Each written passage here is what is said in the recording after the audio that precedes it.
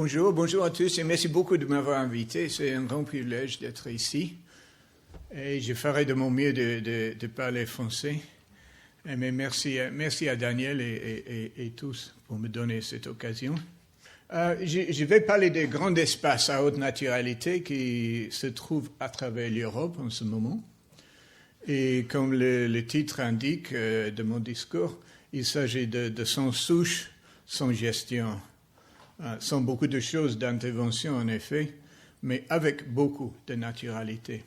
Mais avant de parler sur ça, je veux dire quelque chose sur Wild Europe, qui est l'initiative que je dirige, qui en effet c'est un partenariat des ONG comme WWF, UICN, etc., avec des personnages de la Commission européenne et le Conseil d'Europe. Et nous essayons ensemble d'établir une stratégie coordonnée à travers l'Europe pour la protection et la restauration des espaces de haute naturalité.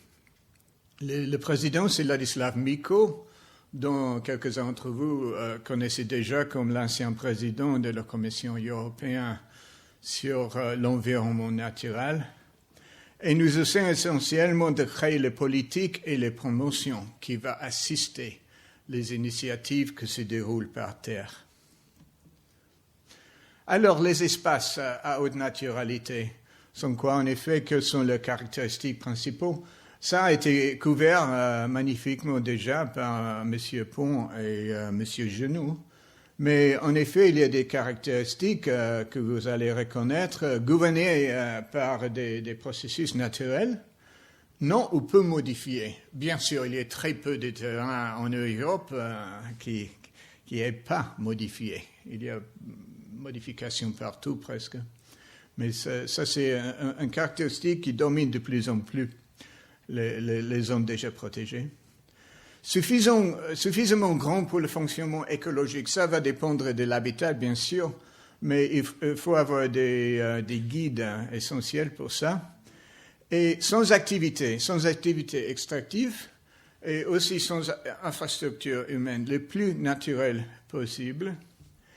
Et suivant la définition de Wild Europe, qui vient d'être accomplie il y a 6 mois, qui est basé sur la classification UICN 1B, mais c'est adapté pour des circonstances européennes et dans quelque sorte c'est plus serré par rapport à ces demandes pour la naturalité. Alors cette naturalité à travers l'Europe, c'est une question de gradation, bien sûr. Avec un côté, on a le parti bleu plus foncé, ça c'est le plus naturel et bien sûr, comme on aurait attendu, ça se trouve pour la plupart au nord de l'Europe. À l'autre bout, on a le parti orange. Mais il y a beaucoup de petits morceaux de dites wilderness qui se trouvent partout en Europe. Et pas uniquement dans les endroits montagneux non plus. Et regardez un peu la France, par exemple, là où il existe du potentiel assez important pour créer ces endroits. Surtout la surface terrestre en ce moment, il existe entre 1 et 2% entière. C'est une très petite partie, mais ça peut s'élargir, c'est en train de s'élargir. Alors, quoi sont les bénéfices? Vous le connaissez comme conservationniste mieux que moi, mais j'ai choisi quelques-uns là-bas. Il abrite des espèces clés, dont vous connaissez bien. Il y en a à gauche qui fait son apparence de plus en plus autour d'ici. Ça fait une ligne de base écologique. Une chose plus en plus importante de montrer en tant que l'état écologique des autres endroits a détérioré petit à petit ailleurs. Adaptation, on a parlé déjà au changement climatique, mais ces endroits donnent l'occasion d'adapter pour les espèces de façon génétique ou par la migration, mais aussi donne l'occasion de mitiger le changement climatique. On va voir ça brièvement ailleurs. Et enfin, la gestion. Il donne une occasion, dans ce temps de pénurie, surtout, c'est important, coût, efficacité des grands espaces à les gérer avec moins de ressources. Mais à côté, c'est très important, à côté de ces bénéfices, biodiversité, il existe des bénéfices importants pour les politiciens, pour les gens qui vont prendre les décisions sur l'avenir des grands espaces à haute naturalité. Et là-bas, j'ai choisi que 2. Il y a des autres aussi, mais les conditions iconiques pour l'entreprise touristique, c'est très important. C'est une étiquette importante pour promouvoir le tourisme. Et aussitôt, en même temps, ils fournissent des services écosystémiques. Façon de leur taille et de leur naturalité, par exemple, le stockage de carbone, dans les endroits naturels, c'est plus haut la capacité que dans les endroits gestionnés.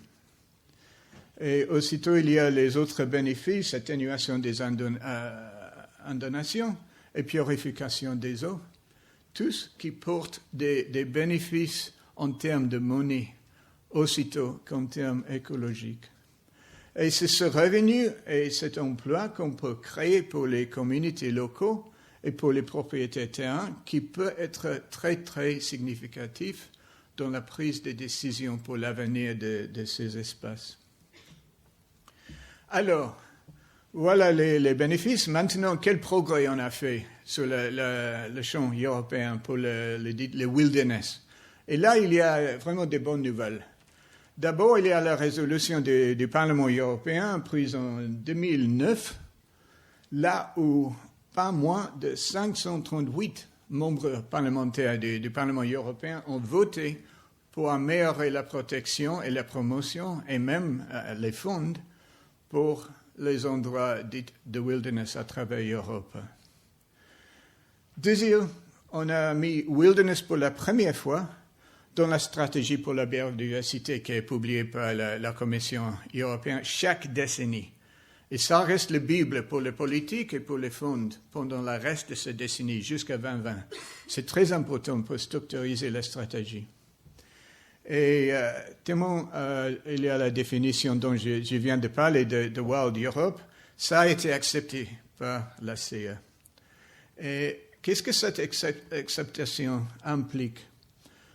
En effet, ça implique beaucoup pour les initiatives individuelles.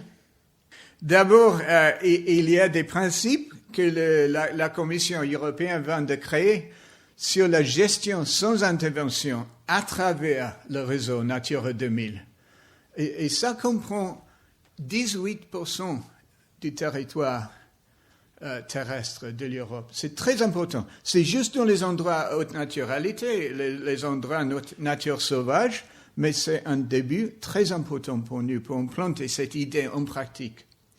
Deuxièmement, il y a le registre de wilderness qui vient d'être créé en quelques mois, encore par la Commission européenne, et ça va assister pour tous les plans de protection des endroits qui n'en ont pas encore. Et nouveaux espaces, on les voit en plusieurs endroits maintenant, en Autriche. On a la municipalité de Salzburg, en combinaison avec le WWF, qui est en train de désigner 10 000 hectares. Ce n'est pas un espace petit pour un pays développé comme l'Autriche. De forêts, comprenant des forêts antérieurement commercialisées, qui va être désigné comme wilderness, selon la définition de Wild Europe. En Roumanie, il y a un groupement de philanthropes industriels. Et ça, c'est important. Ils sont des industriels pour la plupart. Ils sont passionnés par le wilderness jusqu'au point où ils vont donner leur propre argent à créer une des premières réserves de tel type en Europe pour préserver la forêt, le wilderness. Et ça comprendra quand c'est terminé, et c'est déjà un quart partie fini, ça comprendra 50 000 hectares. En effet, c'est énorme et c'est pas bon marché. Le fait que ce soit en Roumanie, ça veut rien dire. La forêt coûte entre 2 500 et 3 000 euros par hectare. Alors on parle d'un projet de 200 millions d'euros. Ça, on peut l'atteindre. Encore, il y a une stratégie que Wild Europe est en train de lancer pour la protection des forêts vierges. Bien sûr, les espaces de haute naturalité, ça comprend plusieurs habitats, comme a été expliqué. Et c'est étonnant que les forêts dites vierges ancienne, quoi qu'il en soit, ça n'a pas encore une stratégie à travers l'Europe pour sa protection. Il faut le mettre en place le plus vite possible. Alors, comme j'ai dit, toutes les initiatives ont utilisé cette définition, et ça veut dire qu'ils peuvent être standardisés, que les bénéfices peuvent être rejoints pour faire une stratégie unifiée et faire beaucoup plus de pression cohérente sur les gens qui prennent des décisions. Opportunité pour la restauration. On a parlé de friches. C'est pas un terme que j'avais pas appris avant mardi. C'est fascinant. Mais c'est magique. Pourquoi on a peur des friches? C'est l'avenir de plusieurs parties terrestres de la nature, sûrement. Il y a des terres marginales à travers l'Europe, des terres abandonnées, dites, c'est un mauvais mot, mais abandonnées pour l'avenir, qui dépasse 30 millions d'hectares en ce moment. Ça va être récupéré, bien sûr, avec le haussement des prix de commodités. Il y en aura qui n'est pas rentable d'un sens économique. Ça va rester. Et avec ça, on a le but de la Commission européenne, dans la stratégie de biodiversité, de créer 15% des écosystèmes endommagés de restauration par l'année 2020. Très peu de temps pour établir les caractéristiques et les restaurations très ambitieuses, mais là, c'est quelque chose que nous pouvons utiliser avec les friches, ce qu'on parle, pour créer une vraie nouvelle nature à travers l'Europe. Et les pays individuels qui ont déjà adopté, j'ai pris 2 exemples ici. D'abord, l'Allemagne, là où le gouvernement fédéral a désigné 2% de son territoire national comme espace à haute naturalité. C'est très excitant. Ce n'est pas tout à fait entièrement partagé par ces régions, le gouvernement régional, qui est très puissant, bien sûr, dans la constitution allemande en ce moment, mais ça va peu à peu arriver. Surtout avec les arguments socio-économiques qui renforcent les arguments de biodiversité. Irlande. Ça, c'est notre exemple, et je vais revenir sur ça dans un instant, que je crois que c'est très pertinent à quelques opportunités ici en France. Mais l'objectif entier, à travers la restauration avec la protection, c'est de créer, parlons, en 20 ans d'ici, 5% d'Europe. C'est minuscule par rapport au territoire entier, mais ça donne l'occasion de créer un vrai réseau pour la nature qui aura un impact global. Et ça a été reconnu par le CBD, la Convention sur la biodiversité des Nations Unies, qui a déjà identifié 200 000 km² en Europe totale, dont presque la moitié en Europe de l'Union européenne, qui peut, à travers la restauration des terrains marginaux, forestiers et agricoles, qui peut donner assistance essentielle au bout de Nagoya. Alors, je veux terminer avec cet exemple irlandais. Dans quelques aspects, ce n'est pas tout à fait approprié, car il ne s'agit pas de la nature pure, il s'agit d'une ancienne plantation commerciale, là où on a gagné d'argent. Ça appartient à l'État à travers l'agence gouvernementale, le Quilcia, comme il se prononce.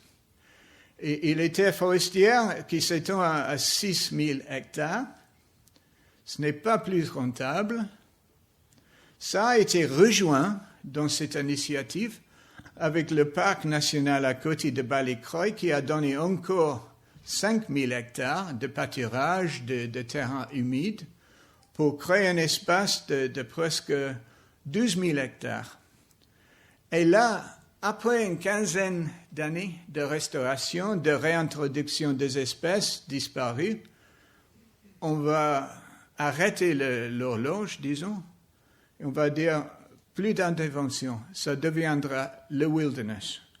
Pas dans le sens classique, pas dans le sens de l'UICN, mais ce qui donne un exemple très très fort de ce que peut être créé dans un pays qui manque vraiment cette espèce d'habitat. Et ça peut devenir, avec les autres initiatives que je viens d'expliquer, un vrai modèle pour l'Europe et pour la France. Et encore plus important dans le domaine politique, c'est l'appui personnel du président Hollande, qui était, bien sûr, il y a quelques mois aussi le président de l'Union européenne. Alors, en terminant pour la France, un potentiel incroyable ici pour créer les grands espaces à haute nature. Il y a les espaces, bien sûr, partout. 2 fois la taille de l'Angleterre. Là, ce n'est pas exactement le doyen de wilderness. C'est pour ça que je suis ici et ailleurs en Europe et pas chez moi. Mais quand même, il y a des espaces superbes partout en France pour ça créer. Il y a des espèces qui reviennent partout aussi. Expertises sont pareilles. Ça a été vraiment impressionnant les 3 derniers jours d'écouter les expositions que les gens ont faites. C'est une expertise sont pareilles. Et une expertise encore qui réunifie les gens, les experts de conservation, les forestiers, les fonctionnaires à niveau régional et national, avec une coordination que la plupart des pays dans l'Europe manquent. Alors avec ça et un peu de ressources, et surtout de la volonté, je suis sûr que la France, à travers le travail, par exemple, que fait Monsieur Lefebvre et sa comité UICN en ce moment, elle peut réaliser beaucoup et devenir une vitrine dite mondiale, d'une classe mondiale pour le wilderness. Merci beaucoup.